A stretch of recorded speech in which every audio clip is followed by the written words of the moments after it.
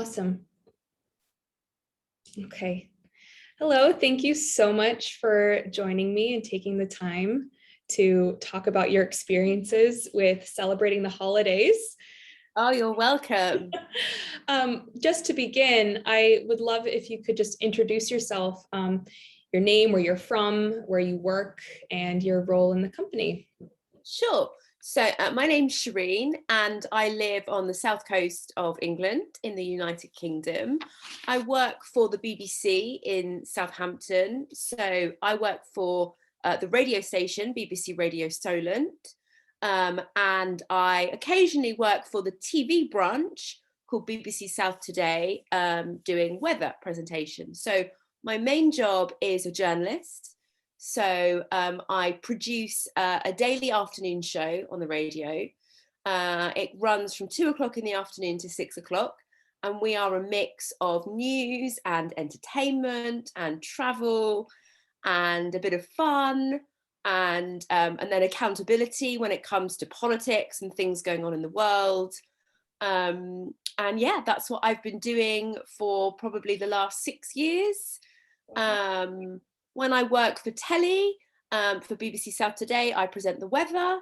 So, how it is across the south. We cover counties of Hampshire, Dorset, the Isle of Wight, Sussex, Berkshire, Surrey. So quite a big patch. And that's obviously a very different discipline of having to stand in front of a camera and chat live to people watching at home while you tell them what the weather is. So yeah, it's fun and slightly nerve-wracking at times. I can imagine being live on television or even live on radio. That must be quite the challenge, I would imagine. It can be, and things do go wrong. And I think it's just knowing when things go wrong, how to get yourself out of those situations. Right. And not panicking, like anything in life, just staying calm and trying, if you can, to internally laugh through it without showing that on the outside. Right. Well, that's amazing. What an exciting professional path you've chosen. Well, it's certainly busy, and the last 2 years have been a really different landscape in the world of news. Right. Because of the pandemic. So it's been a constant everyday responding to the changes with our political system when it comes to the pandemic and mask wearing and not going out and self-isolating and things like that. So yeah, it's been a very different job really in the last 2 years. And prior to that, we had Brexit, which felt like a never-ending story, and we had general elections, and we were living in a world of terror as well. So we had quite a few incidents happening in the UK and in Europe. So yeah, it's definitely busy. So when I mentioned the light-hearted element of the show, it's really important at this time to have some fun and to do a quiz and to have some light-hearted elements and to play around with things. So recently I've been coming on the radio and talking about things people can do out and about in the South, theatre trips they can go to, cinema, and then just things they can watch at home on the telly as well, because it's really important to have that escapism. Right. I can imagine it would be quite a fast-paced work environment because you're having to keep up to date with what's happening in the news. As you mentioned, with Brexit and with the pandemic, and then also with other life-changing events. The Queen's husband that passed, I recall, happened. I hate to bring it up, but Yes. I recall you mentioning how you had to have things planned in preparation for such occasions. Right. I mean, can you see my grey hair? The day that Prince Philip died, I had to change the shift I was working. I was called by my boss and I was told, don't come in now. We need you to come in 6 hours and to produce the evening show, which was all about Prince Philip and just dedicated to people's memories of him, those who knew him, who'd worked with him, who've been affected and impacted by him. Even if you hadn't met him, his work, his charity work had kind of trickled down to lots of people where I live, and there were people coming on to say what a difference that had made to their lives. So yeah, you do have to respond to changing environments, and yeah, it can make your heart beat quite fast at times. And I would imagine it requires a lot of flexibility on your part, or in whatever team you're working in, to be able to adjust your schedule or adjust the projects that you're working on, things like that. It does. So if you can imagine a presenter in a studio that's like a little box with no windows to see outside, just glass, and they're talking in a microphone to people listening at home, in the car, out and about. I'm in another room. I can see my presenter through the glass. Again, my room doesn't have any windows to the outside world. And we have an earpiece, and we can talk to each other through an earpiece and a button. So if you're listening, you can't hear what we're saying, but it means that we have a direct line of communication to talk, regardless of if there's a song playing on the radio, or my presenter's talking to a guest live on the radio, I can be in her ear really annoyingly and say, ask this, ask that. Okay. You've got 1 minute left. You need to fill 4 minutes. So stay on your toes, really. Yeah. And then, the presenter as well is having to think that she's talking to the guest, and then she's got me in her ear.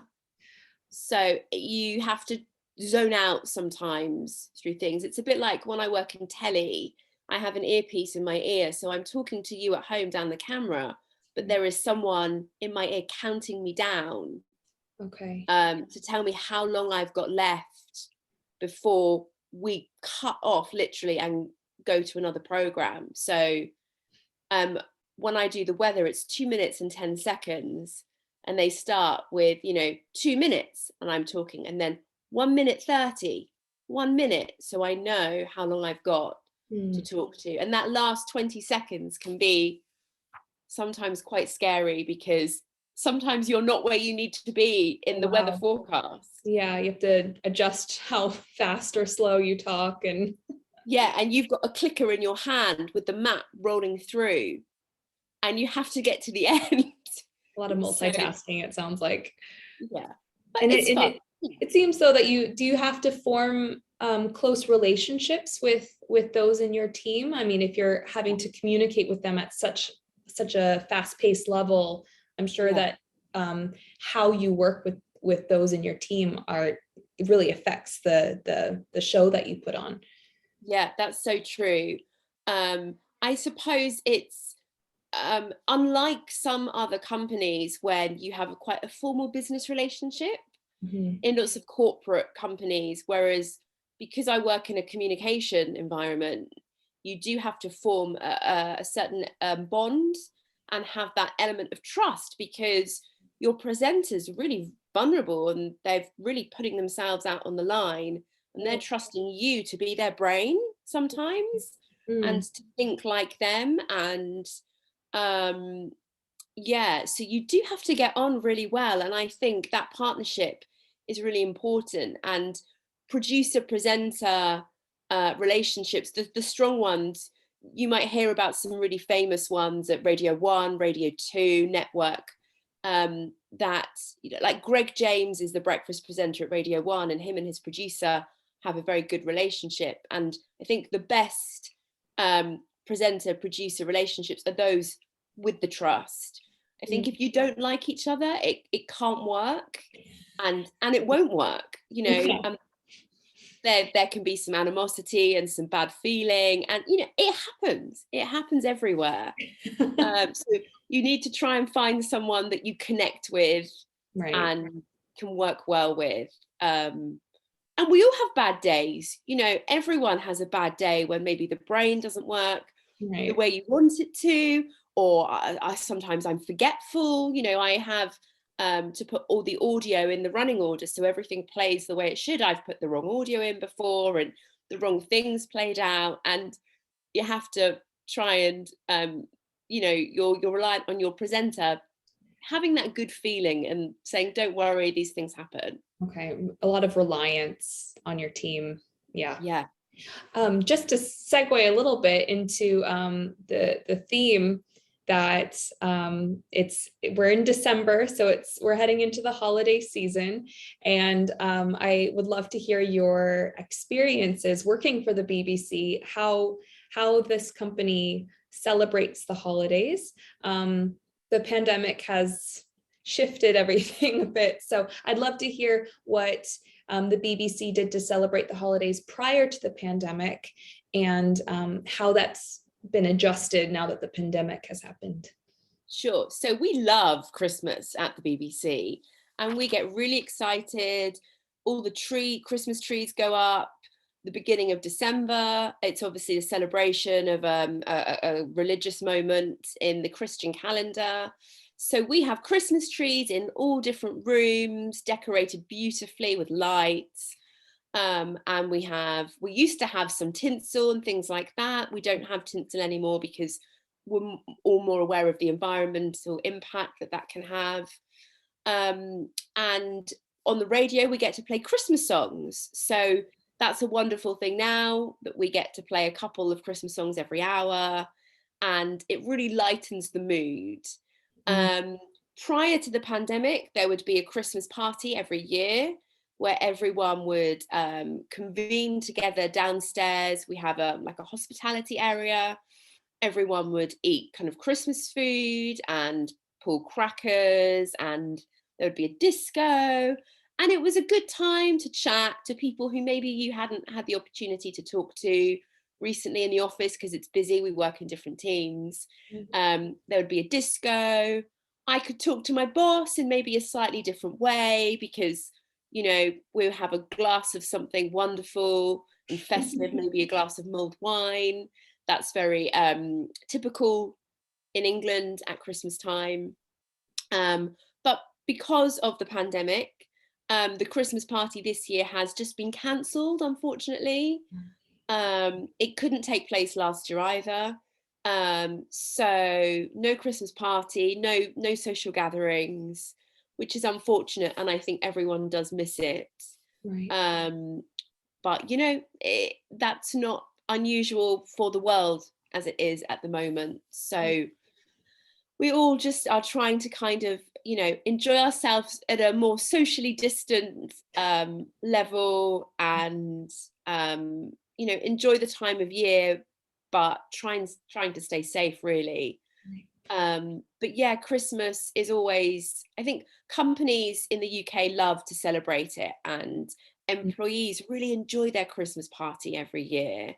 And some Christmas parties have been happening up until now, but I think new government guidelines have come in, and they've really asked businesses to assess their own risk.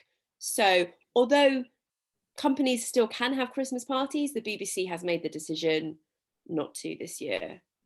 Well, it's quite a large company, so there's going to be a lot more employees rather than a small company where there might be a handful of employees that might be safer to have some sort of party. But is the BBC going to do anything else aside from in-person parties? Is there an alternative celebration that they're going to put on? No, I don't think so. I mean, the bosses often leave boxes of chocolates scattered around the offices for staff members to take a chocolate and enjoy, sealed chocolates. Right. So that's always a nice surprise. But I think at the moment there won't be anything else. Okay. Because they want people to still be well, and because we have to work over Christmas at the BBC. Some companies, they have a shutdown over Christmas, but we still have radio to run and TV to run, so everyone is still working, and therefore they don't want people to be off sick. Right. So yeah, there are lots of Christmas carol services taking place at the moment in the south, church services. So I think a lot of people are choosing to go to those instead.